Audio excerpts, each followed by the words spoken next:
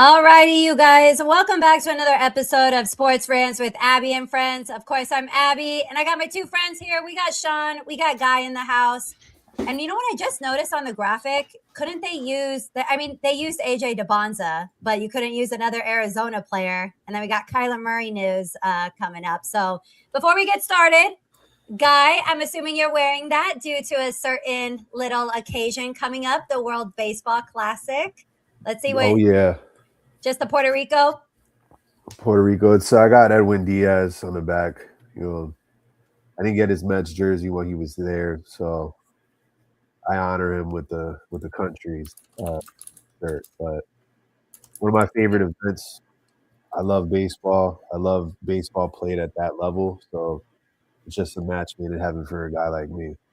Of course. And Sean, how are you? How are you doing? I'm good. Just hanging out by myself. My fiance went home, so all nice. by myself over here. Well, you got the dog, so you're not completely alone. Yeah, the dog is depressed. I came home, so I took her to the airport this morning at 5:30, and then I went to work, and I came home, and I think she thought we both left because she was jumping all over me. I'm like, don't lie to me. You're never this excited to see me. Stop it. That's hilarious. Dogs are always like that. They're very emotional beings. Odin, as soon as I walk through the door, he's jumping like he hasn't seen me in 15 million years. I can be gone 30 minutes, an hour, all day. It doesn't matter to him. Sean, well, let's talk about NFL because we got a lot of NFL news. But obviously, I want to get your take, of course, on Kenneth Walker. No longer going to be a Seahawk, going to hit the kind of market. We still could be a Seahawk. True. Do you think he is, though? No, and I'm okay with it. I'm not wanting – I'm firm on, we don't need to spend 12 to 14 mil on a running back. The franchise tag was 14.5, which is just way too much. We have way too many signings coming up. I'm fine with us not re-signing Shaheed for 18 mil a year. Torrey Horton does the same kind of thing as he does. I think people kind of forget how explosive Torrey Horton was early on in the year in special teams. His health is obviously a concern, but he's a fantastic returner as well as receiver. I mean, him and Darnold had a great connection early on in the year. So I'm actually more keen. I wouldn't mind signing an Algier. I'm seeing he wants 3 years, 22 mil. Algier, a Rico Dowdle, a Gainwell, someone like that where we can get him for 7-8 mil a year. Those guys are still fantastic. And, I think we have to be a little realistic. Kenneth Walker looked fantastic to end the year, right? Kenneth Walker also split carries the whole year with Charbonnet until he tore his ACL, so he's a bit more fresh. Kenneth Walker isn't consistently healthy and available. He has his injury issues. He's not a pass blocker at all. He doesn't pass block. And, outside of the occasional explosive reception he has, he's not a pass catcher. There's a reason we have Charbonnet. He's a pass catching back, and he's a great pass blocker. That's why he gets a lot of play, specifically by the goal line, et cetera, right? So I'm not too mad about it. I'm not too mad about anybody that we're not re-signing, really. I am really mad about that Rams trade. That was horse shit. I think McDuffie's mega talented, but he does have to get paid. So this is a 1-year rental thing. This is kind of the Rams saying, hey, we're going all in, I think. But they still have the 13th pick. So it's not like they don't have a pick in the first round anymore. But yeah, I'm not like I said, the free agency hasn't even started yet. So I'm really curious to see where a lot of players land. I think Walker's going to explore. But if he doesn't get 14 mil, hey, I'll take him on, a two-year $22 million deal at 11 mil a year, but I don't want to pay upwards of 15 mil for a running back. He's good. He's just not that good. And that's not disrespectful to him. I appreciate what he did. He was our entire offense in the Super Bowl, but, kind of got to look at the long-term vision as well. Yeah. Now, Guy, let's kind of transition over to the McDuffie trade. So as part of that trade, so McDuffie's going to the Rams in exchange for the Rams' first-round pick, which is number 29, a fifth-round pick, a sixth-round pick, and a 2027 third-round pick. So, Guy, in your opinion, who do you think won this trade? I mean, at least in the short term, I think the Rams did. You get one of the best players at the position for a late first-round pick. I mean, I I think when we did our mock draft last week, we had the Rams taking a cornerback at some point, right? So like they addressed one of their needs here. Um, you know, and you can never have too much depth at the quarterback position, especially in that division where the offenses are very good. Um, I know the Chiefs are now stockpiling draft picks, which is good. They kind of are in their kind of soft rebuild, I guess. Not wholesale changes, but guys are getting older in their roster, and they're gonna have to, fill the depth up with some younger guys. So best way to do that is through the draft. I think the Chiefs help themselves too a little bit, but you know they're trying to get younger, and I see why they're doing that. But make no mistake, McDuffie going to the Rams is a big time move for the Los Angeles Rams. No, yeah, you guys both pointed it out. Like the Rams are kind of in an all-in win now type of mode, and they filled one of their needs. And again, NFC West was just one of the tough. Well, let's say they were the toughest division. I think we all agree on that last year. So big move. Now, kind of sticking with the NFC West a little bit. Kyler Murray is going to be released by the Arizona Cardinals. The Arizona Cardinals will owe him just a little over $36 million. So, Sean, I'm going to pass it back to you at first. I can tell you right now, I already have an unpopular opinion as a New York Jets fan, and I've been getting tore up for it. But, Sean, I'm going to start with you. I mean, I'm sure you probably saw this coming. Yeah, not unexpected at all. And I think the biggest thing that people aren't realizing, and I don't think Kyler's an elite player, right? He's very short, very hard for him to see over the O-line, very hard for him to target shorter receivers, obviously. I think the big thing that people aren't talking about is he has to play on a minimum contract. So he's going to be cheap wherever he goes. It's not like someone can go offer him $20 million a year. Like it's going to be like a $1.5 million contract. And if your unpopular opinion is him playing with the Jets this year, I'm okay with that for that price tag. I stand firm with the fact that I think the Jets should not be good this year, and I won't waver from that opinion. But I think if you can get someone of Kyler Murray's talent level who is middle of the pack quarterback, right? Like it's a stabilizer. He's not going to be your long-term quarterback, but he can certainly be a bridge quarterback. I'm more than fine taking a one-year rental on him for $1.5 million or whatever it is and worrying about the rest later. I'm totally okay with that.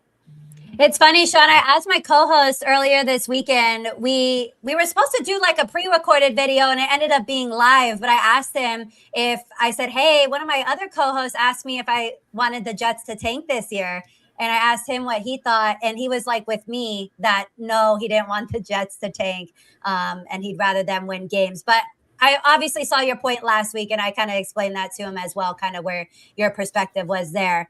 I'll obviously get into Kyler Murray here in a second, but Guy, I want to pass it back to you with Kyler Murray and your overall thoughts about it. And maybe he's obviously been linked to the Jets. Not so much today. Rumors are looking like it's more Vikings, but go ahead and just share your overall thoughts and maybe where you think Kyler will end up.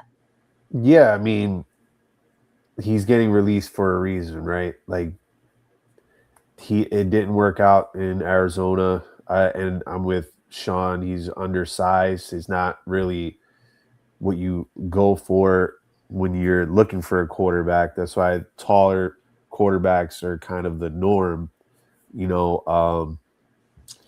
I just don't think he moves the needle. I think he's good for a 1-year rental, and that's about it. But he does have an ego. I think he could cause a rift in the locker room. And if I'm the Jets, I stay away from this. You go all in with the tank, and you don't bring somebody with that personality there. I just don't think it's a good fit for him there. But I also think that he wants to be somewhere where he can win. So I think that's why the Minnesota rumors are really clamoring out there because, J.J. McCarthy ain't it. And we know that for a fact, right? So, like, they could take a flyer on, Kyler Murray, see how the offense looks with them. It's going to have to be better than what they already have, right? So not to cut you off, but if they get Kyler, I think they're a Super Bowl contender. And that's not me saying Kyler's that good. I'm saying JJ's that bad. And that defense is, I mean, they were very good this year with Carson Wentz and JJ McCarthy and Brosmer. I don't think Kyler's elite. I think he's probably somewhere in the 15 to 20 range of quarterbacks in the NFL.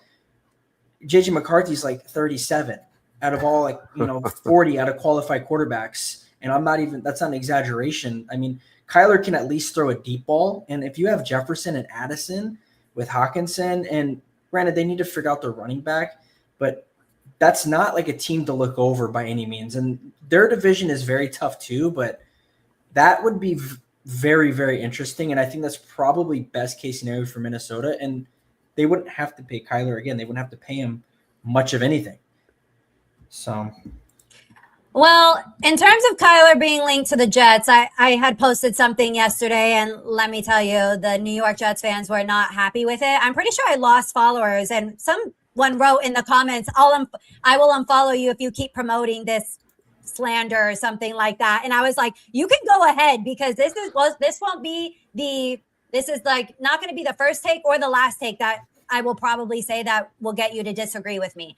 Now, the thing with Kyler, and I think the big thing that stands out is that, Sean, you pointed it, the money thing. It's only going to be a little over $1 million. I don't think he's going to turn this franchise around. But if you want to win games, which again, I've talked about Aaron Glenn being on the hot seat when he's not sleeping, I might add. We'll get into some combine stuff here in a second. That was funny as hell. Yeah. I'm not gonna lie to you. But I like I said, I think the money is a big thing, and he's has better stats than pretty much any quarterback that we've had as of late. We haven't had a quarterback since, well, Aaron Rodgers was the anomaly there, but we haven't had a quarterback throw over 10 plus touchdowns in a season. That is absolutely ridiculous. Kyler Murray has had proven success. Trust me, I get it with, the short-term thing. I get people have some locker room issues. I think at this point, though, too, his tune may change, because I think he may be playing with a little bit of a chip on his shoulder at this point. But I just think it's very low risk, high reward. And then on top of that, Aaron Glenn is also friends with Kyler Murray's dad. And that was from their time back at Texas A&M. I'm not saying that makes a huge difference, but obviously there's a connection there. I'm not saying that Kyler Murray is the answer to all our problems. And I said earlier this week too, that the New York Jets should still draft a quarterback in the later rounds as well. But again, if you want to win some games, I think Kyler Murray will absolutely 100% get you that. Hello, Wu-Tang. Aaron Rodgers sucks too. Well, you know what? The Jets fans I said this yesterday, and I didn't post it, but I said it in a group chat. I'll just say it here though. The same Jets fans that hate Kyler Murray are also the same ones that thought Justin Fields was going to turn this franchise around and chase Aaron Rodgers out of town. And look how that worked out. I was the anomaly, stood 10 toes down that I wanted Aaron Rodgers back, and I got slaughtered for it. And at least he took that team to the playoffs, which is something the Jets have not sniffed in 15 effing years. So there you go. I think the thing too is we're also 1 year removed from Kyler for throwing for almost 4,000 yards and rushing for 600. Kyler had a good year last year, and he played 17 games last year. I mean, I own him in fantasy, and holy fuck, was it a roller coaster to own him. But he's 1 year removed from having a pretty solid year, all things considered. Granted, you have arguably the best tight end in the league on your team. They had a great rush attack that year. The thing I just hate about Kyler is he just tries to do too much with the plays. He's always been like that. If you watch any of his high school and, college tapes, he's always been the most athletic guy on the field, and we're in the NFL now. You have to kind of learn how to read your progressions and, get out of the pocket, but not run in circles around the, like Russell Wilson did in his prime, where he's running 40 yards around the field and making these crazy throws. That only works so much. And one thing I'll tell you that I'm not going to stand for, and I think you all can agree, there have been Jets fans that have said Kyler Murray is Justin Fields 2.0. And that is something I'm like, what are you there? People are asking me if I've watched Kyler Murray and watched his tape. So I fear they don't watch football. They do not watch football. Saying. Kyler Murray is 10 times more talented than Justin Fields. And that's probably being very nice to Justin Fields. Kyler Murray has an elite deep ball, and he can throw on the – Justin Fields cannot throw on the run. And once Justin Fields starts running, you know he's running. There's a reason Justin Fields has not been successful in the NFL, and there's a reason Kyler has had some level of success. It's day and night. Kyler was a number 1 overall pick. He was a Heisman winner, and he was a highly touted prospect out of high school.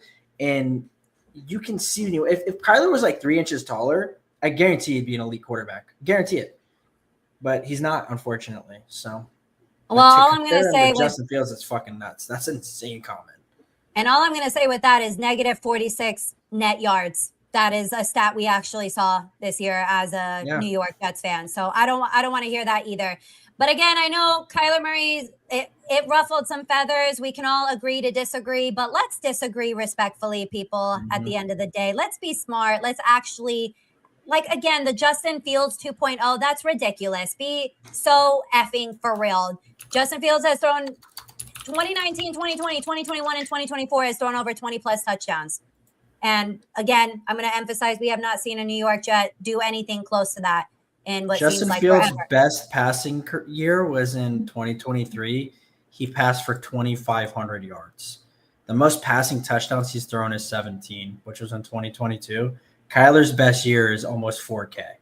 They're not even close to the same. Not even close. Anybody that actually watches football and knows football should know that. I mean, I could have told you that without even looking up the stats, Yeah, and again, I've kind of been on the Kyler Murray train since Dante Moore decided he was going to go back to Oregon. I'm like, okay, well, the pickings are slim as far as QB free agency. So I don't know. The Jets act like they're the only team that doesn't need a quarterback. And honestly, too, the one thing I want to say as well is I'm not interested. I'm going to put this on the record. I'm not interested in Anthony Richardson whatsoever as the New York Jets quarterback. So don't throw out that idea towards me. All right, let's continue with the Jets real quick. I'm interested to get your opinion. Breece Hall, franchise tagged by the New York Jets. So, Guy, we'll start with you. Smart move by the Jets, you think? I mean, it's just, kind of part of the negotiation. I think they're trying to hammer a longer-term deal. So for the moment, he's franchised. I guess you need to field somebody out there with some type of talent. So, Breece Hall had a pretty good year for you guys, and he's been there for the really low points. So, he's somebody that you should bring around for the culture, at least for right now. What's your alternative, right? Come to an agreement, bring him back. Yeah, I agree. Sean, any thoughts on Breece Hall? I don't like it. Just let him go. I mean, let's be you're honest. One of those ones. Well, let's be realistic here. Like, be honest. Do you think the Jets are really going to pay him next year? Genuinely. Probably not. So why keep him around for another year? It doesn't matter at this point. Like, here's my thing is, you're not going to be a playoff contender. You're not even going to be a contender in your own division. Why waste the tag on him? Just let him go play somewhere. Let him be happy. I mean, I don't know. That's what most of the comments were saying on NFL's post about it as well. They're just like free Breece Hall and all of that. So I don't even say free him. It's just like, let's just be realistic. You're not going to re-sign him, so why keep him for another year? It makes no sense to me. I mean, I understand like you want to maybe get the mileage out of him, but to me, it's like the Kenneth Walker thing. Like I didn't want us to franchise tag him, not because I think he's a waste of money. I just don't think he's worth 14 mil first off. And if he can go get money, a long-term contract somewhere else, he deserves that. Go get it somewhere else. Like let the kid play football. It's just, I get it's a business, but you're not benefiting from franchise tagging him. Well, and I was really confused as to a lot of Jets fans' reactions about Breece Hall because, to be honest, so the week prior, we already saw this coming. Darren Moogie was like, hey, if we don't get a long-term deal done, we're going to use the tag. And that's exactly what they did. And Jets fans were acting so outraged by it. And I didn't understand that because I'm like, he foreshadowed this for you. You already saw this coming. So, and here we are, a week before the deadline. And we don't have anything done. So again, a lot can change in between now and July. So more to come on that. Let's see. I know I may have missed some, so if I missed anything, let me know. So Patriots are going to release Stephon Diggs. I'm gonna start with I was you, actually Guy. shocked about that, by the way. I don't even have a comment on it. I was just shocked about it. Yeah, I think it's just a lot of like off the field baggage. You know, they're big on culture up there in New England, and you know, they still have remnants of like the Belichick way, kind of. So like, if you're kind of outlandish like this, they're just gonna let you go. He's probably more trouble than he's worth anyway. So I kind of saw this one coming. Yeah, me too. And Cardi B be mad dissing him on her tour lately too. It's actually hilarious. My uncle texted me today. He's the one who I put it up on my story, but Stephon Diggs has no job and 6 kids. 4 kids born in 2025. Watch the Jets sign him. He's only 32, but he's a mess. Yeah, why not? I again, I don't want the if the same reason that a lot of Jets fans don't want Kyler Murray is because that culture type. First of all, let's go back to the culture thing in terms of the Jets. What culture does this team have? A bad Not a one. culture of winning. So I'm just like, people are talking about this culture, and I'm like, there is none. Let's be realistic. But it's like the same fans who are talking about, Kyler Murray maybe not fitting the culture in New York are the same ones who are going to be like, oh, Stephon Diggs, though, bring him in. Like he fits the culture any better. I will say, though, it's different when it's a quarterback and a wide receiver. Because, like, there's an element of, like, yeah, you kind of expect, a wide receiver to be diva-ish or have off-the-field stuff. But you never really want your quarterback to have that, though. I do understand that, but a lot of the type of culture stuff that I hear about Kyler Murray is, first of all, he's not lazy. NFL players aren't lazy, period. Let's be so for real with that. And then, the video gaming and the locker room stuff that you have no idea what goes on in the locker room. Let's be honest there. We have no idea. It's all hearsay most of the time, unless someone comes out and speaks publicly about it, which a lot of players don't do. They don't want to do that. Sean, I know you said you were surprised by Stephon Diggs being released. Why is that? I don't know. I just thought they were going to keep him on like a – I feel like they were going to re-sign him. I don't know what it was. I don't have like a reason. That's why I don't really have a comment on it. I just really felt like they were going to keep him. But he just does have a lot of bullshit that comes with him, quite frankly. So I guess in hindsight, it doesn't really shock me now that I think about it. But when I saw the headline, I was like, huh, that's weird. But, I mean, to Guy's point, he does have a lot of baggage. So it makes sense in the grand scheme of things, I suppose.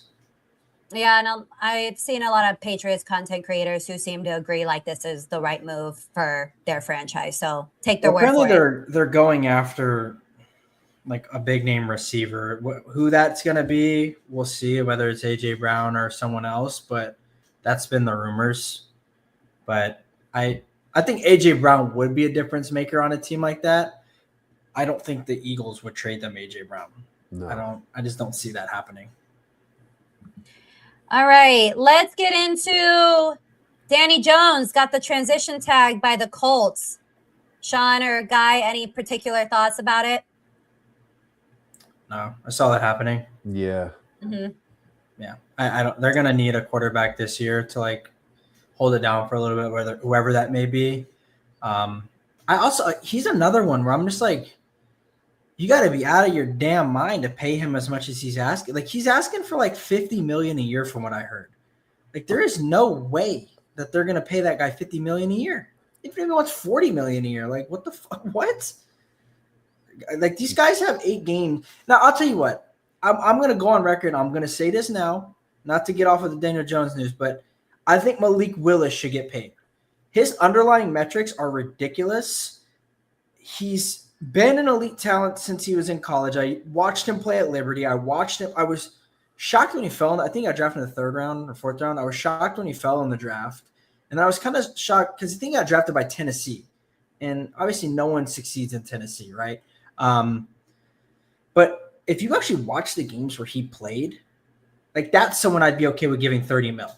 30 mil is not a lot of money. I mean, that's, look at what Darnold got, right? And look at what he did. You give a guy like that a chance. Like the games that he's played for the Packers he's looked solid.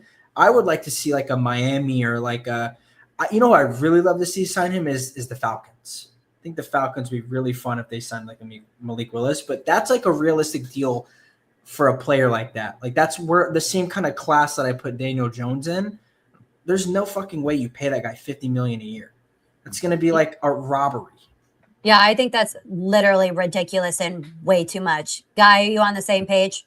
Yeah, of course. And to your point, Sean, don't be surprised because the New York Giants gave him 40+ mil a year. I mean, and we saw that work. So like, why are we going to re-up? Yeah. Like, I don't get it. I do not understand it. How old is he? Is he like 28 now? I think so. Yeah, 28. He turns 29 this month. Oh no, sorry. 29 in May. So like you're giving him like a 4-year deal at 29 coming off a major injury, and he's had like 2 major injuries.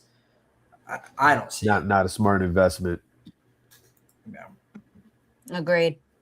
Let's see. David Montgomery is now a Houston Texan. Houston making moves. What a great move by Houston. Sean, I'll start with you. What do you think of this? I hate it for the simple fact that they released their best O lineman the same day. And then they released 2 more linemen, and Juice isn't good, right? Like he was just a filler in there. I like it from like the value point of view. It just doesn't make sense how you go trade. And I think Montgomery is great. Like he's a 28-year-old. He's the same as Kenneth Walker to me, where he hasn't had the wheels run off of him because he's been playing with Jahmyr Gibbs over the last few years. So he's not getting, 400 touches. He's getting like 150, 160. I love the value. I mean, it was a great trade, and I feel like that's really a player their run game was dog shit. They were like one of the worst rushing teams in the league. And Montgomery, he's a bruiser, right? Like you have Woody Marks to be your pass down back, and then you have Montgomery to be your bruiser, and I love it. But like, why are you letting go of your lineman if you're trying to trade for running back and build your run game? So I don't know. I like Montgomery. I just don't like everything that happened right prior to the trade, and then he's gonna need a contract too. Like he's gonna have to get a contract this year. I don't know. And on that tone, like it sucks for Mixon, but I heard Mixon won't play another down in the NFL. Like I think his career is done. And I'm friends with some Houston Astros players, so I kind of knew about the Mixon injury before the season started because we were all talking. And like he was on my do not draft list, and I was telling everybody he's not going to play a snap this year. And everybody's, well, how do you know? I'm like, I know. And like the reports are like it's not like official, but apparently he shot himself in the foot in the offseason, and like destroyed his foot. So no bueno. Yeah, not good. Shaq, you missed it, but yes, we did talk about the McDuffie trade and what Sean's opinion was on that. And also, like, he's not a long-term player for them either, right? Like, they're not going to have the money to pay him. They're not. He's a top 10 corner in the NFL. He might be a top 8 corner in the NFL. Let's be realistic. They're not going to be able to sign the Puka extension and keep their core and sign McDuffie back to a deal. They're going to be in the same boat as us, except their defense is fucking 20 times worse than us, right? So, like, it's not going to work out for them. And it's a great move for this year. What the Rams are doing is what the Cowboys are doing right now, and they're like front loading everything into this year, but they're going to be like absolutely screwed. Like, I feel bad if you're a Cowboys fan. Like even because if they're not good this year, and the reason they're trying to be good this year is because they don't own their first round pick. If they're not good this year, you are fucked in like 2 to 3 years. Like, good luck being a Cowboys fan. You're going to have no money to do anything. Well, did I miss anything? I know we had a couple of other stuff. I feel like I'm missing one because I know Lattimore is going to be released by the Commanders. I'm missing another defensive one. Jonnu Smith. Yeah, I saw that earlier. The Vikings player got put up for trade. I forget his name. You've had the Max Crosby rumors. Myles Garrett got his 9th speeding ticket, if you care about that. I think you kind of hit everything. Oh, Hendrickson. That's who I'm thinking Oh, of. Trey Hendrickson, yeah, I Hendrickson. guess, yeah. And he'll become an unrestricted FA. That'd be interesting. I think the Rams are talking about possibly getting him too, so that'll be very. I mean, I if they swear sign to the a 1-year cap deal, doesn't fine. exist. The cap Well, also is went just up 22 mil, you know, and there's a bunch of, you know, nuanced things. Like a lot of these teams are pushing back these salaries, and yeah, sure, it's fine now. I think that the thing is the NFL was so top heavy last year. Like we all knew by week 14 that the Super Bowl champion was coming out of the NFC West. I think we all knew that, and like that was where our combos were at. Nobody expected any AFC team to win. The NFC is so top loaded, and like Seattle got there a year early. Like nobody expects Seattle to win this year. Seattle didn't expect Seattle to win this year. You know, the Rams, they were fantastic. The Niners were great, and they were beat up. And then none of really the other NFC teams were like blew you away. You know, you kind of knew what you were going to get from all of them. So I feel like everyone's like, you know what, fuck it. Like we all, if Seattle can do it, we have a chance. We just have to go all in now because all it takes is 1 year. Now, if you're like a Cowboys fan and you're going to suck in 3 years, but if you win a ring now, you don't give a fuck. Like you don't care if you're shitty in 3 years, you got a ring. That's what matters. I agree. Let's move into some combine stuff. Did you guys watch any of it, or were you just watching some of the highlights? I watched a little, not everything, but I watched all of it. Anything in particular stand out to you? Let me say, Sonny Styles. Yeah. What a just absolute his stock just went up after the combine. But Sean, since you watched the whole thing, anything in particular stand out to you? Style, I think he solidified himself as like probably a top 10 pick. I'm brain farting on his name? Sadiq, sorry. He looked electric. I watched his 40 and I was like, wow, he is blazing. Same thing with Thieneman. I mean, both of them raised their stock like crazy. None of the quarterbacks looked good. That's a shame. Like you were kind of hoping someone would kind of stand out. There's this receiver, and I can't remember his name, but he put up like the craziest combine ever. And I can't remember his name off the top of my head, but like he's like 6'4", 225, and he ran like a 4.38, and he broke like every record in the combine for receiver. It felt like Cassius Howell was going to fall. He looked horrible.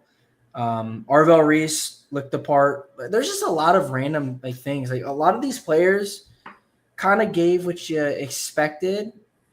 The weirdest thing was like the Malachi Lemon stuff. Like I don't know what the hell was going on there. I was going to ask you guys about that. Yeah. I thought it was weird. I didn't get it, but then like I went back and like watched a lot of his other interviews. That's just how he is. I think he's just a socially awkward kid. I think it's kind of overblown because he's still an elite talent. Like there's nothing out of USC that like says he's like a piece of shit or a weirdo or anything. And I'm going to be honest, USC like breeds elite receivers.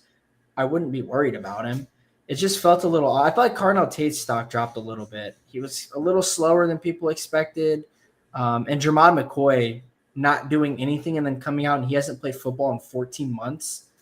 That's going to be a problem. I think he probably going to fall to like the second half of the first round now. Well, and then of course the one news that came out of the combine is, of course, Aaron Glenn sleeping.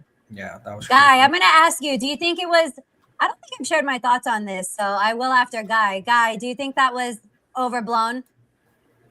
It could be, but with a team that has been in such disarray for so long, it's definitely not a good look. And it's a very Jets kind of a thing to happen. you're trying to build through the draft. They probably already know where they're going, especially in the early rounds. But whenever the head coach is, given this off, like, the cameras are always on you. You got to kind of have a little bit more situational awareness.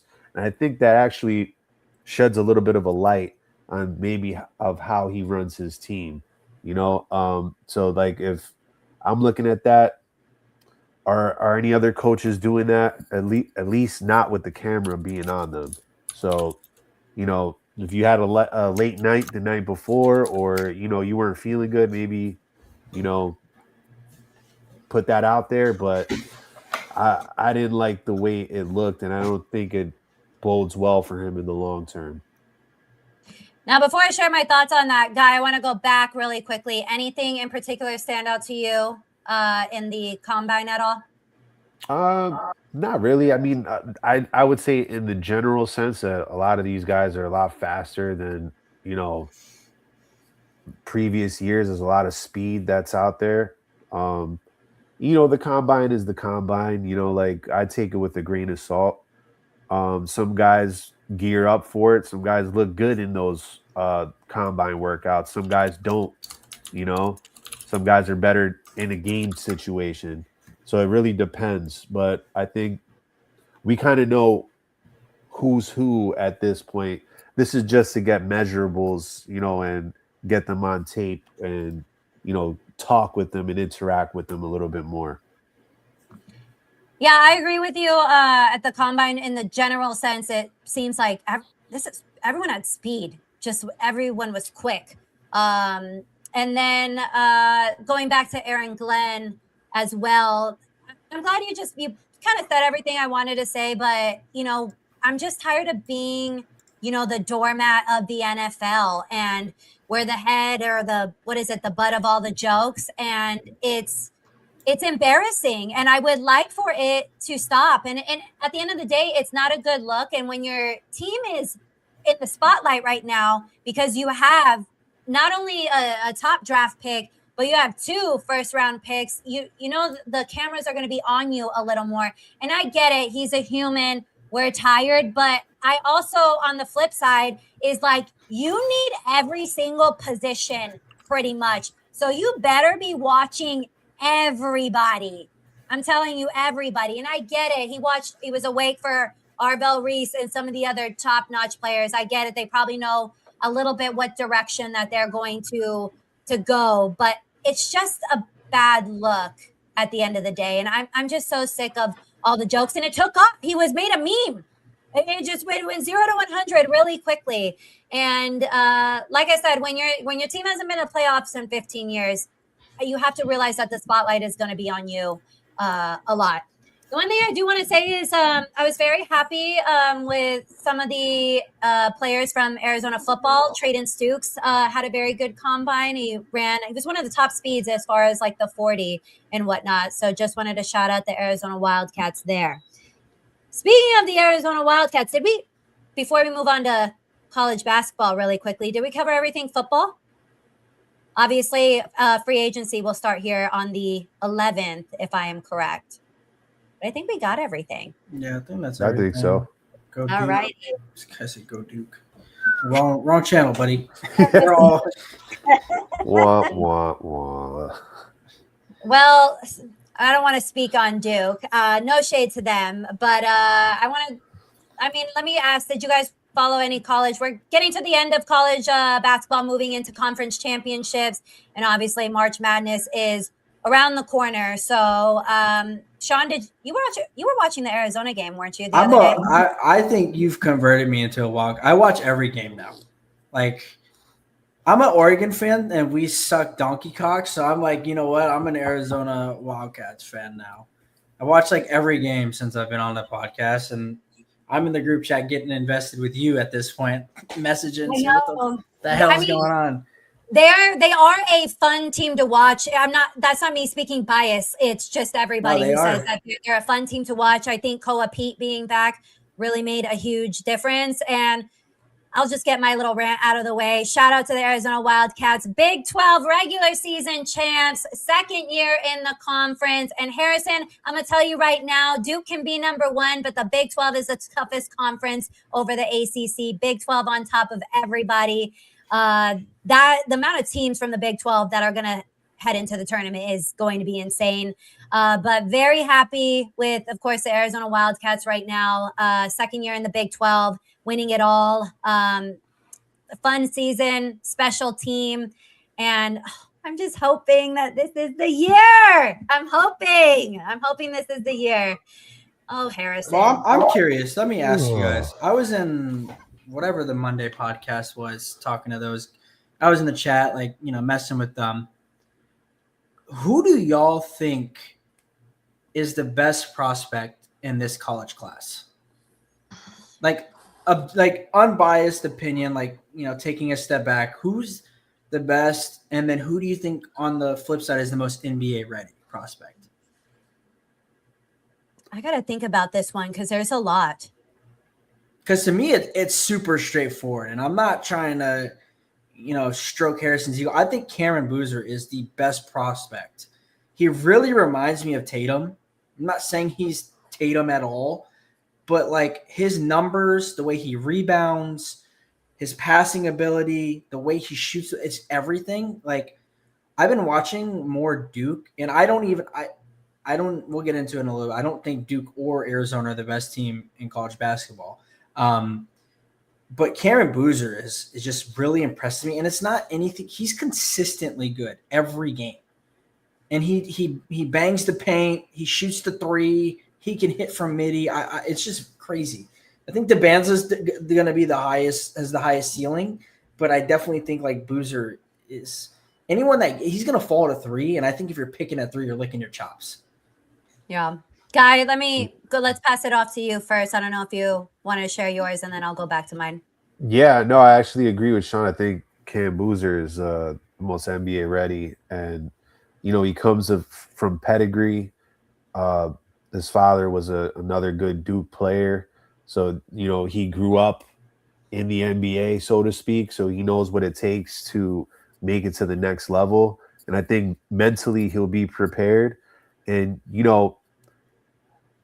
I got to say, consistency is one of the most overlooked traits from any, basketball player. If you come in night out, we know what you're going to get from you. That is almost a superpower for NBA prospect. But I will say that I think if he matures, I think Peterson also has a very high ceiling, depending on where he goes in the draft. See, and initially I feel like my answers kind of changed because Peterson was kind of the first name that came to mind. However, with all the stuff that his availability, I think has affected him a little. And Kansas plays a lot differently when he is on the court. They actually play a lot slower. And I'm not sure that necessarily helps them. By the way, Kansas on a just complete downhill right now. Yeah. I don't know how. First of all, that Arizona State game yesterday was one of the most horribly officiated games. I caught most of it, and the fouls were just ridiculous. Peterson also shot 2 for 17. And I think he's also going to have a mega high ceiling, and he can he goes on stretches where he can score at will almost. But when I watch him play, I'm not impressed when I watch him play, and maybe it's just the times I've watched him. I feel like there's 5 really, really, or 6 really good prospects in this class, and I think all of them are going to be not franchise altering per se, but cornerstone pieces for these franchises that draft them. But Peterson's the wild card of the 3 to me. DeBanza's got the high, kind of know probably where he projects out to be, and then Boozer's got the highest floor with the chance at a really high ceiling. Mm-hmm. But Kansas, I don't know what the hell. They just look bad. Well, Bill Self got ejected. Yeah. He was ejected in the first half as well. So well, let's not be prisoner of the moment. It's just a couple of games here. They're still a ranked team, and you can still turn it around in conference play. the ebbs and flows of college basketball, there's a lot of highs and lows. So this is to be expected at some point in the season. But I think come tournament time, they're going to be a tough out. Yeah, but do they not fall out of like almost out of the top 25 with their last three or the last two losses though?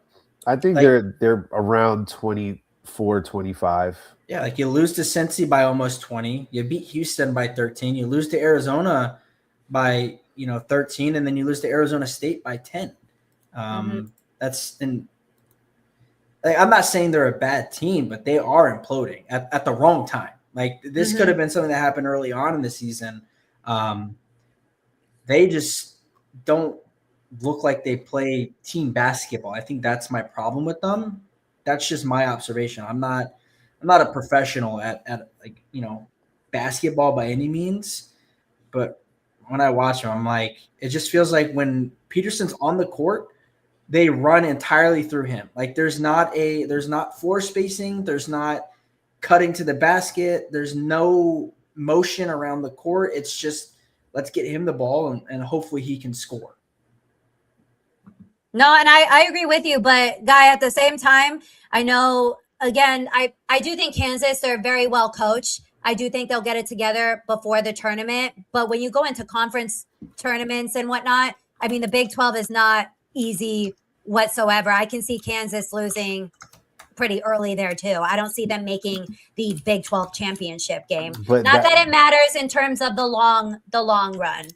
No, and you know what? Strategically, anyway, it might serve them better to lose early, just to regroup, refocus. Because if the Big 12 is the gauntlet that we think it is, am I going to put so much energy into winning the Big 12 and then have a letdown, maybe getting upset in the first round of the NCAA tournament?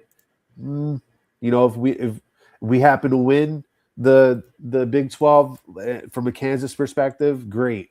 But we have a deep run, but that's not the prize. They've been Big 12 royalty for a long time. I think the bigger prize is, I'm saying, let's get our minds right and pulling in the same direction for tournament time. To be honest, I think Kansas gets to the Sweet 16 maybe. After that, I have no idea. I did want to mention, too, Arizona winning the Big 12 did lock up the 1 seed there. So very happy about that. I want to address real quick Shaq's comment about the Arizona game on Monday night, a nail biter. Big 12 definitely a gauntlet of a conference. Yeah, that first half with Arizona and Iowa State was defensively just crazy. And they weren't shooting very well. Both teams were shooting like less than 25%. I'm glad Arizona obviously came out on top and got the groove on things. But very good game, very good defensive game. Shaq said Arizona, Houston, Texas Tech, and Iowa State could definitely be a whole Final Four. I would love that. I don't think it'll happen, but I would love that. I do want to go. Tech just lose yesterday, by the way, to TCU. Didn't they? It's up and they've been up and down too. Up and down. They're the most sporadic team. I feel like, and I said in the group Texas Tech lost their player. I'm blanking on his name. I think that hurts them significantly, though. Their player tore his ACL in against Arizona State, I believe. Why am I blanking? It's not Toppin. Is it? Is it Toppin? Their best player? Yeah, JT Toppin. Yeah. Okay. Yeah, him. I think that makes a huge difference. And they had very. I think they could have made it pretty significantly far if he was playing. I do think that hurts their tournament chances, though. I'll be honest. And I will say too, like I've noticed, like all of the really good college basketball teams have great forwards. Like I feel like you have to have a great one or two good forwards to be good in college basketball right now. And I feel like you see like guards and like centers, but now it's just if you have an elite forward, you're fine. And then I do want to go back to answering your regular question, Sean, about what were you talking about? Best player right now or the highest prospect? Yeah. My answer, we got off track because I was talking about Darren. We were talking about Darren Peterson a little, but my answer was AJ DeBonza. I don't think I really have to explain it more than that. I mean, averaging like 25 points a game, he's most likely going to be the top pick in the NBA draft. I did want to talk about one other thing. Miami, Ohio, 1 game away from an undefeated season.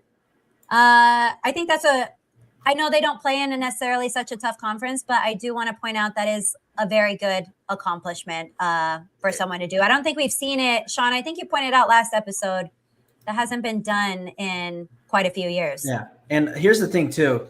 They may not play in a good conference. They shoot at the highest percent in college, regardless of who you are. Usually teams that shoot like that are going to have some semblance of success going into the tournament. Like, they are ridiculously efficient from the field. I saw a huge article. They might not even make the tournament though. Yeah, you're absolutely right. Which I think if I would be, because if they lose to Ohio, apparently, or they have to play Akron or something. They play Ohio and then Akron. Like, if they lose to Akron, they said they'll get in, but if they lose to Ohio, they're out no matter what. And I'm like, how do you keep a 29-1 team out? I don't give a fuck who's ranked where. Like, it's still impressive. And if you go look at their underlying metrics, I don't care what their schedule looks like. If it was easy to go 30-0, 31-0, everybody would, all these elite teams would do it. It doesn't happen. Right. And that's the team I want to see. And the amount of games that they've won very last minute and, buzzer beaters is a team you want to see in March Madness. That's what March Madness is all about. They play with heart. They remind me a lot of that Butler team from like 10 years ago or whatever it was. That won the whole thing. That was when, what's his name, was it Brad Stevens the coach for that Butler team? Who was the coach for that Butler team?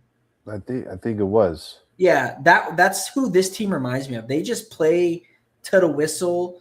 And they also remind me like of that really gritty VCU team from a few years back. I just love. I've started like watching some of their games, and yeah, they're like, all the teams they play are dog shit. And they've had a couple close games recently, but man, they're like really. Everyone plays hard. I find that really cool. I'm with Harrison there. They should be in the tournament. I think no matter what. That's like the year that they left FSU out because what's his name got hurt. And I'm like, Jordan Travis. Jordan Travis. Like, they were still undefeated. You can't just leave that team out of the national championship game because you feel like they got worse because they lost their quarterback. That's just crazy to me. Yeah, and they should probably be like a 2 or 3 seed if they run the table. I kind of think so, in my opinion. But I don't even know what conference they're. They're in the MAC. I mean, okay. A more realistic seeding for them would probably be a 5. 5. But I mean, if you go undefeated, I'd be fine with being like a 2 or. I would be fine with making them a 2 or 3 seed, just to see how they look against like the shittier teams to start the tournament, and then they get to play like really good teams, like right by like the Sweet 16 if they make it there. I don't know. I guess it'd be the same thing either way, no matter how you look at it. But this tournament's gonna be really fun. Honestly, who do y'all think the best, like, unbiased? Who do you think the best team in college basketball is right now? It's tough. It's tough. It could be a couple of different teams for me, but who I think could realistically make a run, I think UConn can. That's why I think they're built for the tournament. They have,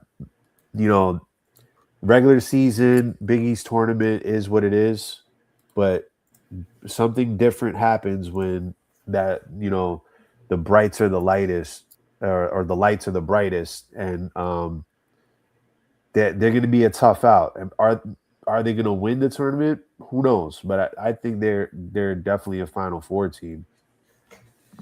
Yeah, I'll say right now, UConn definitely got their lick back, quite frankly.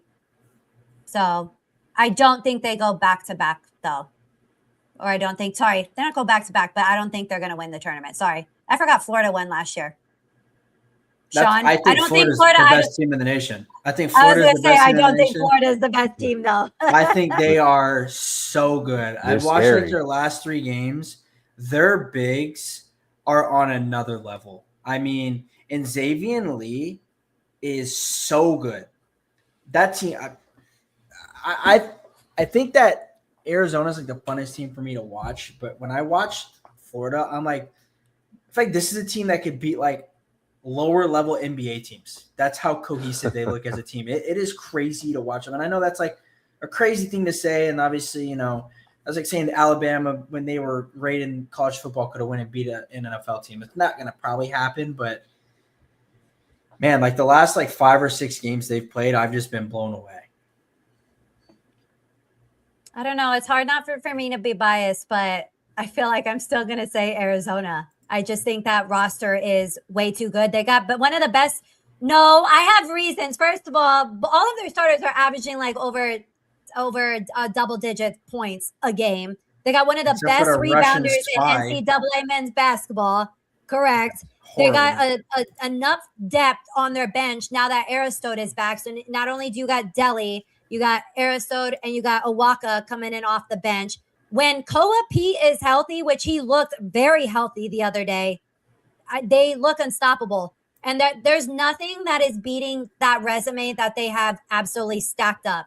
I mean, you beat UConn at UConn, I might add. I get it earlier in the season.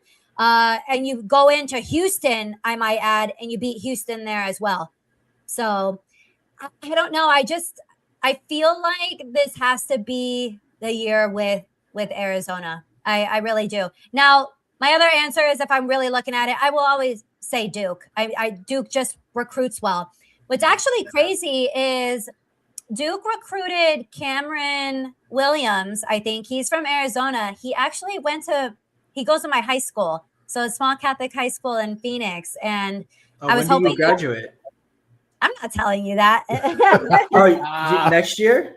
Or you say he goes to high school with you. I thought you were still in high school. I'm sorry. No, he goes to my high school, but not. I think like. Let me tell you, I went out this weekend and some kid, some little 22-year-old, he cussed at me and said that bitch is over 30, and I'm like, that's crazy. Whoa. What the fuck? I've been sharing his story, and he yelled it twice. I would have clotheslined him if he said that shit. Yeah. I got ID'd the other day and I felt great about myself. That was awesome. Whenever anyone IDs me, I'm like, you are so sweet. I know. And I found that because he thought we were cutting in line. And I'm like, dude, all I'm grabbing is the drinks that my dude purchased off the table. What do you expect him to carry 8 drinks? He got a round of shots and a round of drinks. So I'm literally just passing them out. And then, I turn around and that's when he says that. And I said, I hit him with a Shawn Michaels Sweet Chin music right through the fucking bar. I promise you. And what's funny is I think his friends, because I said, what's it to you? And then I think his friends took him out and he was still yelling at me from outside the club. And all I could think of that Chris Brown line, you can't eat from outside the club. You can't even get in. Let go. That's crazy. Millennial self here. But yeah, I've been telling everyone that story because I find it that I've never heard that in my life. And I'm just like, that bitch is 30's got to be the craziest line I've ever heard. Like, what impulses someone to say that? Right. I have to commend you for being like somewhat creative, but also like, who thinks of that? You know what I mean? I'm like, whatever with these kids nowadays. I don't step out very often either. I'm like, God forbid I do, and I get called over 30. Big whoop. That's nuts. Going back to NFL really quickly and kind of football. I totally didn't talk about Lou Holtz passing away today. Very, very sad. Yeah. So I wanted to make sure. I know the family had a nice message that was sent out, but what a crazy career. Yeah. Just absolutely just what a resume, and taking 6 college football teams to bowl appearances, obviously, and then a championship there with Notre Dame. So very sad. And then of course I'm reminded of the story with the New York Jets resigning in the middle of the season, and the line of, I think God doesn't want me to be a NFL head coach, something along those lines. I'm like, of course, every article got to mention that. Of course. See, the Jets butt of every joke. I mean, it's true though, right? Yes, I know. But the thing is, I feel like the media, and you're laughing because you know the media does this. You know the media was over there looking for Aaron Glenn at the combine, like watching his every move so they could do that. They go fishing for that information sometimes. And that's what irks me. But also the Jets, you got to be smarter. You got to be smarter. You know, go to rest your eyes in the back. You know what I mean? Go to the restroom and sit on the pot and close your eyes for a second. Drink a Red Bull. Take 5 espresso shots. I don't know what to tell you, but stay awake. And you know what? Going back to that really quickly, I want to point out that if a doctor were to fall asleep or doze off at their job, they wouldn't have a job. So just saying. Shaq, actually been carded before, but only because my ID was that of an under 21 variety. I still think the Browns are more of a doormat than the Jets. I still think it's always falls back to the Jets. I think poverty is poverty at the end of the day. Yeah. You guys are all doormats. You, the Browns. About he's won something recently. Huh? Guys talking like his team has won something recently. Yeah. I mean, to be fair, they did put up 70 points like last year, so at least they can score the football. Yeah, we were entertaining at the very least. Miami's. Well, Guy, let me ask you, what do you think is going to happen with Tua? I know we've mentioned this before, but now Tua's name is being thrown in as the Jets quarterback, and I'm like, hard no. They already said they're releasing him, right? Like that's confirmed. Yeah. They're letting him go. Yeah, that's what I thought. It's the same thing for him, right? Like he can only make $1 million. Like he's a minimum contract as well. Yeah, I think so. Yeah, because it's intriguing. Like these guys are shitty if you trade for them, but like if you can get them for $1 million, it's like pretty intriguing, huh? Yeah. I mean, in the right situation, he might flourish for a year, you know. But it's just that take a hit to the head. Yeah, his time in Miami just came and went. You know, it was time to turn the page, but. You put him with a good offensive line, but you could say that for any quarterback, though, right? But, you know, like for him, especially with his health and him being a rhythm and timing quarterback and him not really being athletic enough to scramble or anything like that, he's just very needy. He needs everything to be perfect around him to flourish. So he would have to go to a team that's maybe a piece away. Like if he went to the Falcons, he's another one. If I see it, if he went to the Falcons, and the Falcons love their lefty quarterbacks. So I mean, they do. Maybe that's well. I mean, Guy, let me ask, what do you think? Do you think the Jets would be, or a good fit for Tua? I guess I should say it that way. I mean, if you're a Jets fan, why would you even go that route? But you know, because knowing him, he'll do well for you guys, and you know he'll be one of those guys that does actually pretty good for the Jets. But no, I wouldn't. I think it's a bad match. I actually do too. All righty, do we want to get into some MLB a little bit? I think has there been some news? I saw something the other day. I mean to save and write all these down. And I'm like, yeah, I'll remember. And then I feel like literally something happens again the day after we record, and then I have to remember all this tidbits of information. Well, there was one thing, you know, Jerkson Profar got PED caught. That guy's a moron. Second time. So he has a full season suspension. That's nuts. He's out of the league. He's done, I'm pretty sure. Yeah. I mean, because he's 33, right? Or 32 or something. Yeah, he's got to be 33 because he was 32 last year. I mean, he's going to be 34 by the time he can come back, a year off of baseball, and you already have – I mean, he just got – it's not like he got suspended like 3 years ago, and now he got suspended. He got suspended like 6 months ago. Yeah. And that's the thing. Like, if you're put yourself in a teammate's shoes, like, how do you deal with a guy that's in your locker room that has done it not once but twice? Like, are you cutting this guy off, or are you being supportive of somebody that had, doing something like this? Like, oh, they'll be okay, kind of a thing. Like, we still got your back. Or is it like you're selfish, bro. Like, especially the Braves trying to bounce back from the hard year that they had last year. Like, they definitely needed a healthy profile, right? So They already lost like Schellenbach again. They're going to be in a tough spot. Strider, his velocities looked horrible. He's still like 91 now. Like what a fall from grace for him. Like the Braves are actually in a really tough spot. And then they what's his name? Their other young pitcher, Waldrop, he's not going to be healthy either. So yeah, it's going to be tough being a Braves fan because I think the Braves, they're almost getting to the point where they might need to just trade Acuna or get some value for him because they're not going to be able to compete for a couple of years with how they are. Maybe you just kind of enter rebuild because they don't really have a ton of good pipeline prospects either. They're not like super built to be good a few years from now.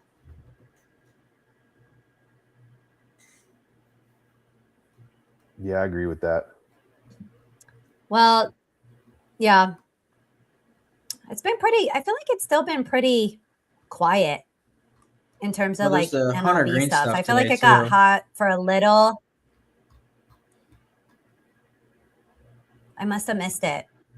What, Hunter Green? Anybody see Yeah, that? I don't know what happened. Is that like, well, No. So Hunter Green's like, obviously he's, the Reds ace and he got hurt last year on and off, with the elbow issues, tightness and stuff. And then he had tightness again. And now they're saying maybe it's a UCL issue.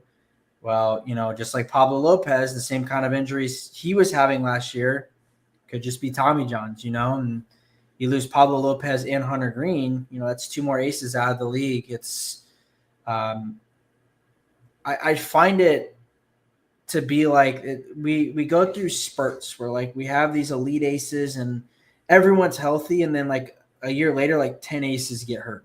You had the crazy Wheeler stuff last year, and then you had all these other pitchers, Schellenbach and a lot of these other guys, on and off with injuries, and it seems like this year is just going to kind of follow that same trend, unfortunately.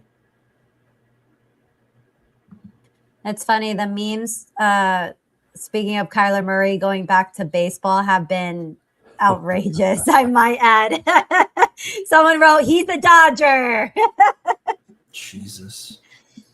I agree with Shaq's comment right now. Team USA been looking good. It didn't Judge hit like a fucking monster home run today. It only like over 450 today. That guy's a demon. Yeah. That's Guy's favorite player. Unreal. Yeah. Oh, yeah, I respect him. But I'm like interested now because I wasn't in a baseball league this year.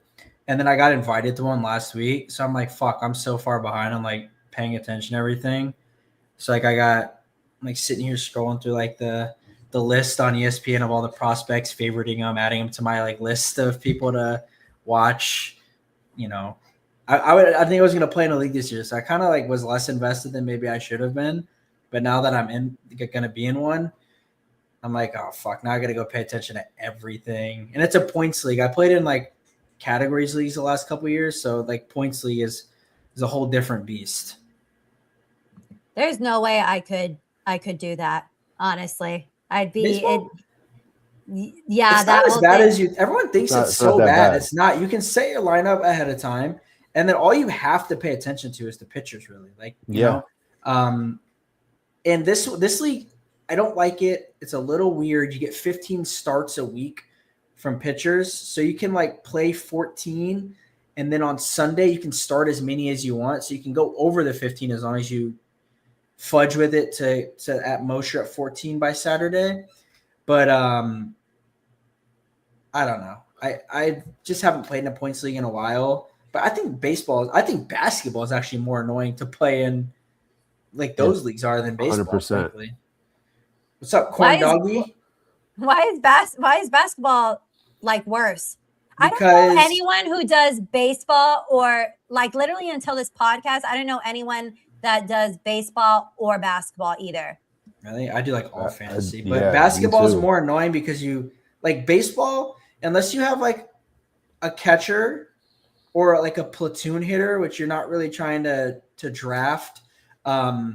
mostly these guys play, and then when they're gonna get a day off. So like you kind of are fine. Basketball, like players rest all the time. Injuries. There's these kids that start playing off the bench, and then you have to start paying attention. The waiver wire is way more active, I feel like, in basketball leagues than baseball leagues, because baseball, your bench is also so large. In baseball, you really should only be rostering all of your hitter slots and not trying to have bench players, because then you start fucking with your head on, I should have started this guy, and then your whole bench is loaded with pitchers. That's kind of how you want to do it. I don't know. There's just a lot of. Sheik said he's in a hockey league too. I've never done a hockey league. That's the only one I haven't done, but I'm not. I don't watch hockey enough to know shit about it. I watched like the Olympic hockey, but that was it. I'm not like. It becomes a lot, bro. Like you can only stretch yourself so much. Yeah. Like I watch tennis, I watch golf. Like I watch too much shit to be like, now I want to go. I understand all the rules of hockey. Like I know how hockey works. It's a whole nother sport I'd have to add. Yeah. No, NFL is the easiest for sure, though, to Corn Doggy's point. Like NFL is by far the easiest because you only have to worry about it once a week. Corn Doggy. Johnny Boy. I love that name, Corn Doggy. I know, Corn Doggy. I might have changed my name to Corn Doggy. Hold on. Corn Doggy. Yeah. I think fantasy is fun in general, but like I feel like my problem with fantasy is like I can't play it for fun or cheap anymore because I've played in too many big money leagues that I'm so desensitized. Like unless I'm winning like $3,000, I don't want to play in the league. It's so bad now. Like if the buy-in's not $200, I don't care about it. What did Johnny Boy say? Oh, hi, Johnny Boy. Back. Welcome We've been back. Johnny What Boy. you talking about? We've been live for an hour and 14 minutes, bro. What are you doing? Literally behind the curve there.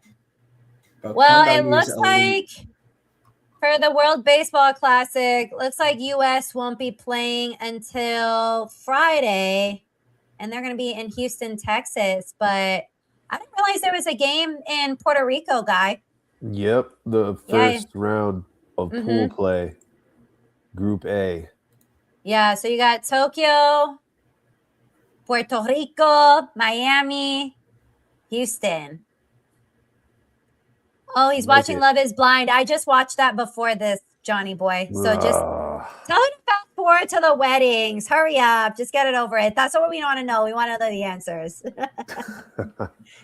I'm a big reality TV person too, like that trash TV. I love it.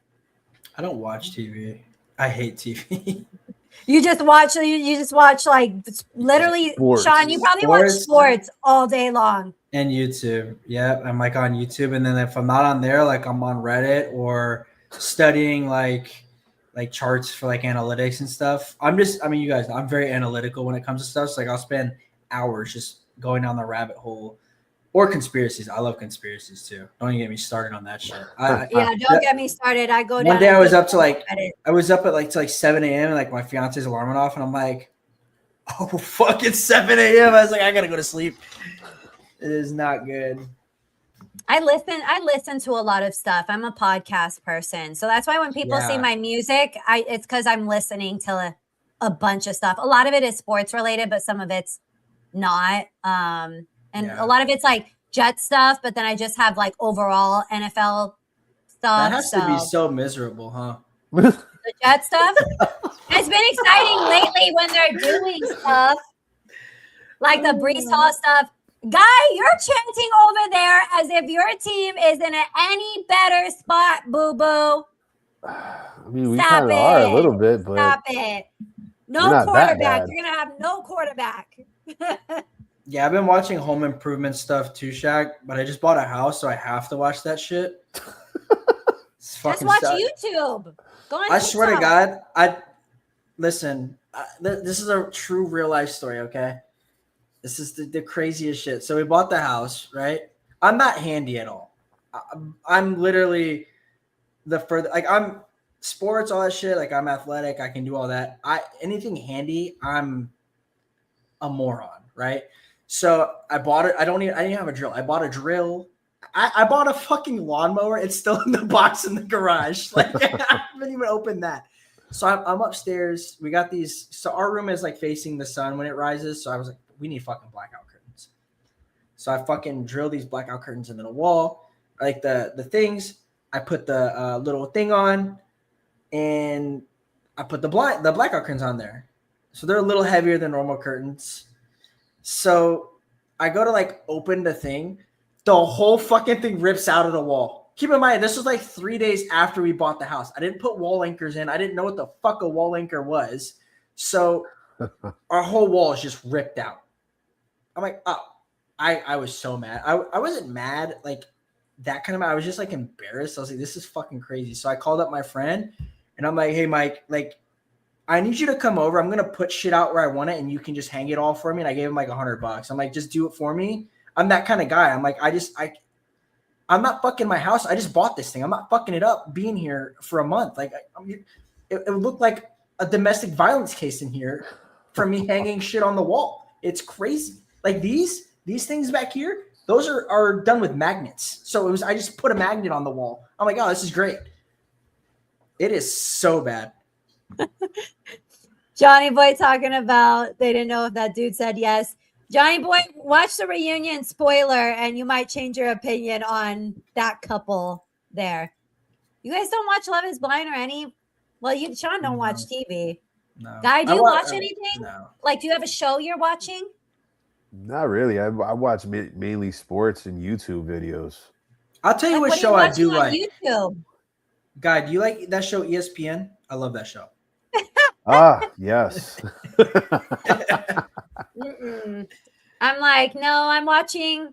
I watch Love is Blind, Bridgerton. I'm waiting for Euphoria to come back after a 3-year hiatus. I watch House of the Dragon, waiting for that to come back. See, I got my shows planned. They're all coming back before football season starts. So even I did watch Grey's Anatomy, if that counts for anything.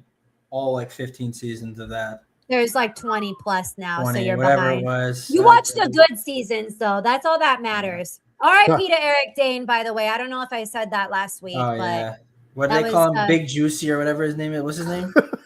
My fiance called him something. What is his name? McSteamy. I thought it was McJuicy or something like that. Yeah. McJuicy. Well, that's what I would. No, that's what I would call. That's what I would call Teo Oscar Hernandez. Oh, it's Oscar Hernandez. Big Juicy. Jesus. Yeah. That's a lot of the reason I'm motivated to watch baseball sometimes. I love I watch ESPN, but sometimes the takes have been getting quite ridiculous. Stephen A has been saying some off the wall stuff, and I'm like, okay, like let's be smart here and also respectful at the same time. I don't watch any, like I was joking about these. I don't watch ESPN or any of that anymore. I can't.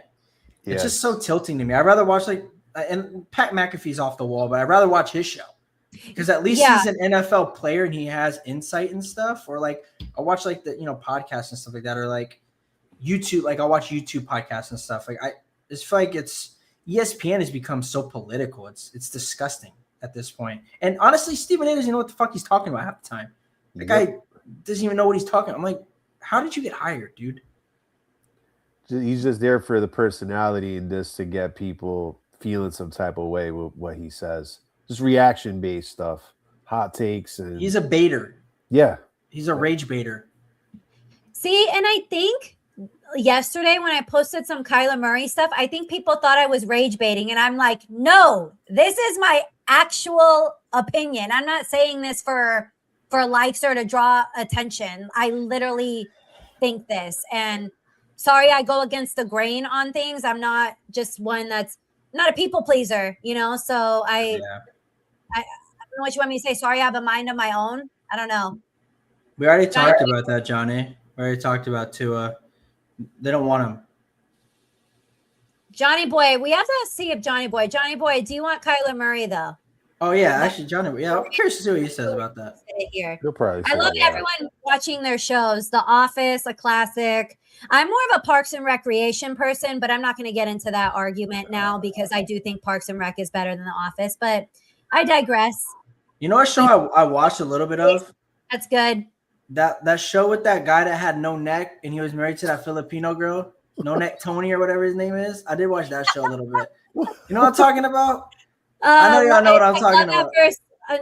It's 90 Day Fiance. Yeah, that one. 90 Day Fiance. Yeah. No And then we got Shaq over here watching My Strange Addiction. I do watch that too. And Pimple Popper. Pimple I Popper is love that crazy. too. I would have thought Shaq was a female if you said that up without seeing his profile photo. I mean, I'm not gonna lie. I've been watching that YouTube series, like that Pop the Balloon, where everyone holds a balloon and they bring people out, and then I love that.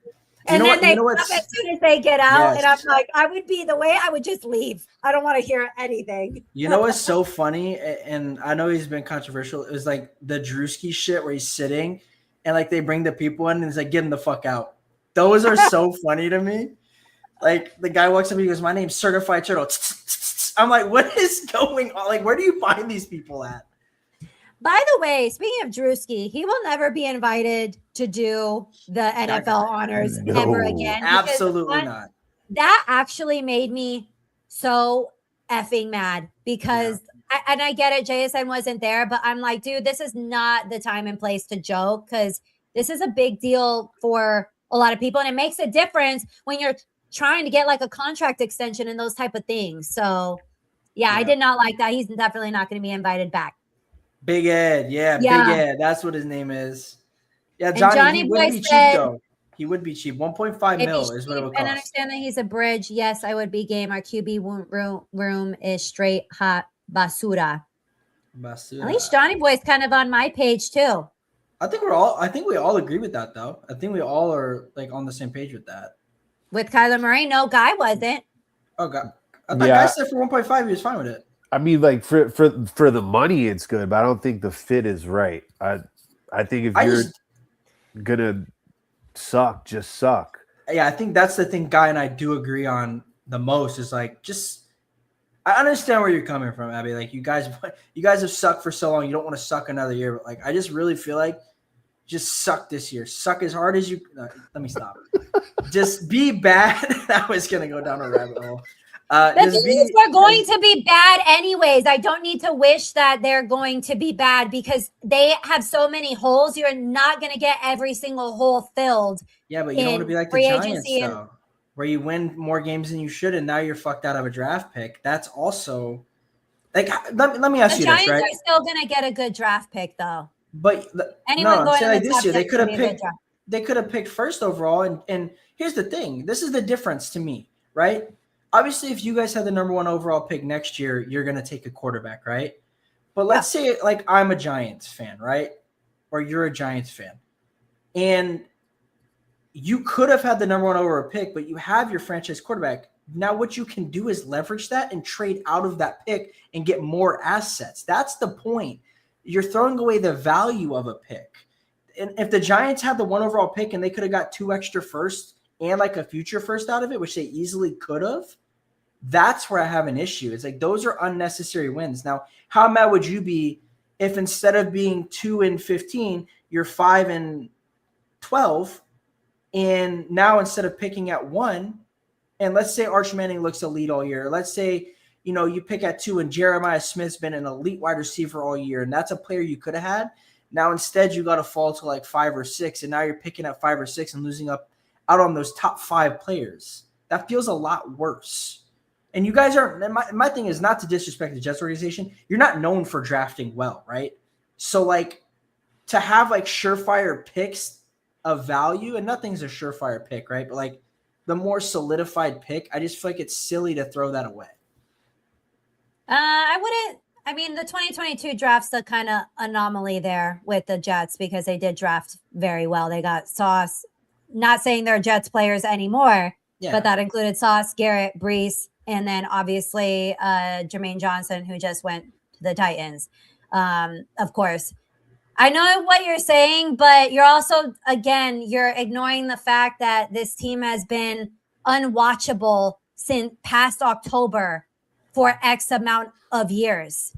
And it's driving me to a point where it's insane. It's literally driving me insane. And I need to see some wins getting up. I would rather, what did the Saints end up falling in the draft? 8. Yeah. I would be fine with that because at least they were exciting and competitive to watch. I get what you're saying about the picks and capital and then moving back and whatever, but you're players aren't trying to lose. And a lot of times this is coming down to like the final 2 weeks of, the season to figure out where the final shakings are going to be. This team won 3 games last year. And then 5 games the year before that. I'm over it. The draft picks right now, it's really not effing mattering to me. I'm more concerned about winning. So would you be okay if like you guys were dog shit, but you played good in every game, but went like 2-15, or would that still piss you off? Like if every game was competitive and like your margin of loss is like 4 points or 3 points, would that make you more upset, or would that at least like incur some hope in you? Encourage some hope, because we left off with no hope last year. What hope do we have? We traded away some of our best players, and now we seem even more in the hole than we did coming into it. And this year is not going to be competitive than look like a can of hot dog. Yeah, at least Atlanta was eliminated. I already said this. Maybe I'm popular, but Atlanta was eliminated, and they still kept playing, like at least playing with like they had heart. Yeah, but they didn't have their pick, so they weren't wanting to give Rams a top 5 pick. I mean, that's right. A little, if they're. I just pointed out the Saints before that, though. I would have rather had that. But the Saints, the Saints had a chance up until like the last week to win that division. So like they're. Yeah, that sounds pretty good right now. That sounds fantastic right now. But you guys, let's be real. You guys aren't winning that division this year or next year. Maybe the year after, you'll have a chance. I think you guys are like we said this when you traded Sauce. You guys are in at least like a 2-year rebuild at this point, right? Johnny boy, Guy, are you in Arkansas in the witness protection program? He's about to be, after all his laughter today with the New York Jets. And then the Jets can fix a lot in free agency. Okay, yes, this is true. The Jets can address a lot of needs in free agency. They can address a lot of needs in the draft as well.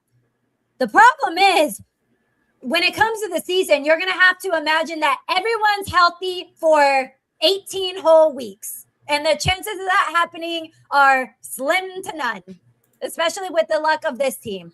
Because I think Stevens is the one, it's either Stevens or Cisco that got hurt last year. And I was like, the defense totally blown up. I hate building in free. I mean, I said this about last year. Maybe it was the week you were off with Guy. I said it. I hate the model of trying to use free agency to improve.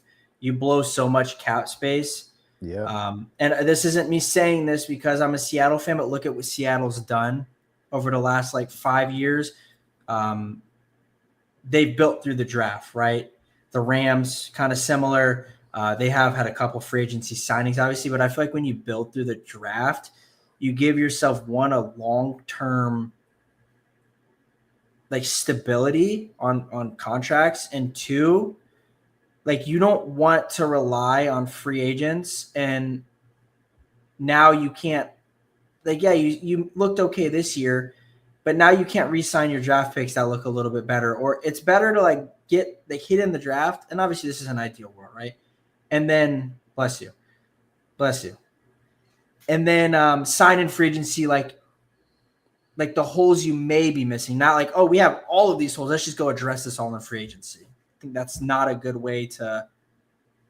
Yeah. Well, Johnny boy says, there we go. Patriots spent over $200K last year and made the Super Bowl. Also lost. That's it.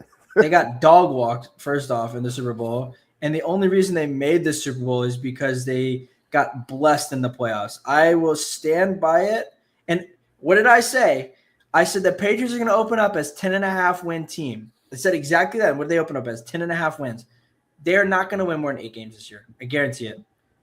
What did Seattle open up at this year? I think it was 10.5 for the next season. Do you know what it is for Miami, Guy? Probably 1.5. 0. We don't even have a quarterback yet, but I mean the Jets do. We got Justin Fields and Brady Cook. Just so why even discuss the possibility of Kyler Murray, right? You guys are set. No, but you should keep those guys in reality and tank.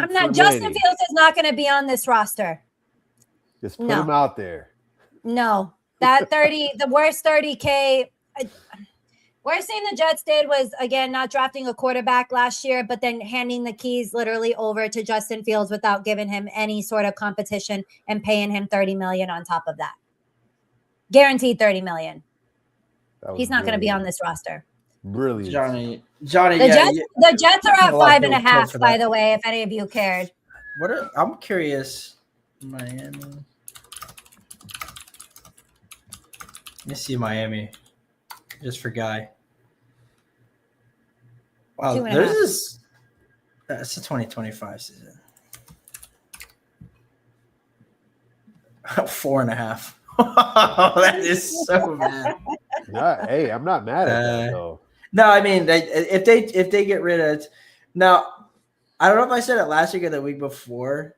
How funny would it be if Miami ended up with the number 1 overall pick and then drafted Arch, and you have Quinn Ewers and Arch on the roster fighting for the starting quarterback spot, just like the Texas days? That would be iconic. So Well, we're let me halfway ask, there. does Miami have a football team? You're going to need the Mets to do a hell of a lot for you this year, Guy. Also, Corndog, you said free agent spending has no correlation to success. Yes, in a way, I agree with that, but I feel like when you're signing the right free agent, like what Seattle did this year with like signing the right free agents, I feel like that does correlate to success because you're filling positions of need. I don't think these teams that go out and have we seen like a team go out and sign like a big name free agent and like instantly become a contender, minus Tampa getting Brady? I can't remember the last time I've seen like a big free agent name go somewhere and that team automatically becomes good. Or like they sign a couple players. I can't think of anything either off the top of my head. I think drafting and like making smart trades is so important, and realizing when to cut ties. Like on players. Like the Steelers, right? Like the Steelers are going to be fucked for years to come because they should have traded TJ a couple years back. Bro, the Patriots, Johnny, I'm not going to go down this rabbit hole with you of thinking the Patriots are good and made – the Patriots had the easiest schedule in the NFL, and yes, they won 14 games, but they're going to play with that same exact team minus Stephon Diggs, one of the hardest schedules in the NFL, and you're going to see what type of team they are. That team is not good. Nobody thought that team was good. Nobody thought they had a chance in the Super Bowl. I think they were underdogs or thought to be underdogs in most of the games they played in the playoffs. They played a Broncos team with no Bo Nix, who would have ran all over them in the snow. The Texans, you had Helen Keller at quarterback. And who else did they beat? Oh, the Chargers. The Chargers had Stevie Wonder and the Three Blind Mice as the offensive line. So, I'm sorry. I'm not even a Patriots hater, but holy shit. They are like, their success. Patriots fans are actually so annoying that they just, and when I hear the word Patriots, I get tilted. Like it just puts me into a rage. Yep. I know you don't have to tell me that. Is that your rant, Sean? Yeah, that can't be my rant. I hate. Look at you're getting all stressed out about it. He's all gonna comb my hair. Stressing me out. I'm getting grays as I speak right now. It is ticking me off. Well, Guy, did you have a rant this week? Didn't have a rant, but I did want to make it known to people who didn't know. Saying World Baseball Classic this week. Stretching into next week. It's going to be great. It's a different atmosphere. Like I was saying at the start of the show, it's kind of like if the sport of baseball had a World Cup, with that passion. And it's good that, now the United States is sending their best guys and really caring about it a little more, where guys are trying to, represent their country, and it's great. Just at a high level, it's a quick tournament, so getting off to a fast start and getting, a lot of has to go right, because it's still kind of spring training for most of those guys. But for the fast adrenaline rush that it is, like it's beautiful, and I hope it continues to grow. Obviously, I'm wearing Puerto Rico apparel because that's how I learned the sport as a kid, and the family ties that I have to Puerto Rico, and I hope they do well. We don't have three of our best players, but as the smallest nation in the tournament, we still rise to the occasion and still could do great things. Not saying that we're going to win. I think the United States is going to win it, and I think they're going to beat Dominican Republic in the finals this time, and it's going to be entertaining. And Japan is always amazing. So like I like to see how baseball is played and expressed in different countries. That's kind of like how I like soccer, because the different styles and philosophies and the way they express the joy of baseball and play kind of gives you an insight to the culture. And I like Mexico too this year. I think they're underrated too. Did one of you want to answer Shaq's question about the guys and gals winning the AL and NL divisions? Well, the NL is simply just the Dodgers. Well, that's my answer immediately. Not really. I hate it too. Yeah, it is what it is. And the AL is obviously going to be the Mariners. So obviously, it could be. Now, I think it's actually a team out of the East, but it's either going to be Toronto or New York, genuinely. But I think it's going to be the Tigers. Really? I have a weird feeling Scooball's going to get hurt this year. I got a weird feeling Scooball's going to get hurt. Not that I wish that on him. Something in me is telling me he's going to get hurt. He could. But then they lose. They lost like Flattery and someone else, right? Like to injuries? No, because Flaherty pitched today against Panama. Oh, they got Framber. I guess that's a good shout. I forgot they got Framber. Yeah, they might be good. Kaylee Jensen in the bullpen too. Yeah, okay, I can see that. I can actually respect that. I forgot they got Framber. Framber like went unsigned for so long. I forgot he signed somewhere. Yeah, that was like one of the things. Boston too though. Boston's pitching staff this year is kind of nuts, bro. Yeah, like you got Chapman out of the pen, and then you got Crochet, Sonny Gray, who's the other Ranger? They signed Ranger. I'm like Ranger. Low key, their pitching staff is a little deep as well. I just hate their bats. I don't think they hit enough to win either. I mean, the AL East got 4 good teams though. Baltimore's good, Boston's good, New York's gonna be good, and Toronto upgraded this offseason. I feel like, I think the West is Seattle and Houston, and then the Central, Cleveland and maybe Cleveland, Detroit, and then Kansas City. Kansas City, I'm gonna tell you what their biggest if factor is gonna be. If Cags can get it going this year and produce at an MLB level, they're gonna be great. But if he looks anything like he did last season on his stints of being called up, I mean, good luck. We have Shaq's prediction below. Yeah. I think we literally agree with that's exactly what I think we all think. Well, more to come on MLB. Obviously got some baseball this weekend. We also have UFC. Oliveira and Holloway are fighting this weekend. That's the main card this weekend. And it's in good old Las Vegas as well. So it's always a theme there. I think we're ready to close out the show, guys. Appreciate you joining us as always every Wednesday, 9:30 Eastern. Please like and subscribe to the channel and the Pop Sports Network. Follow us on every single social media platform, and we'll see you next week. Bye.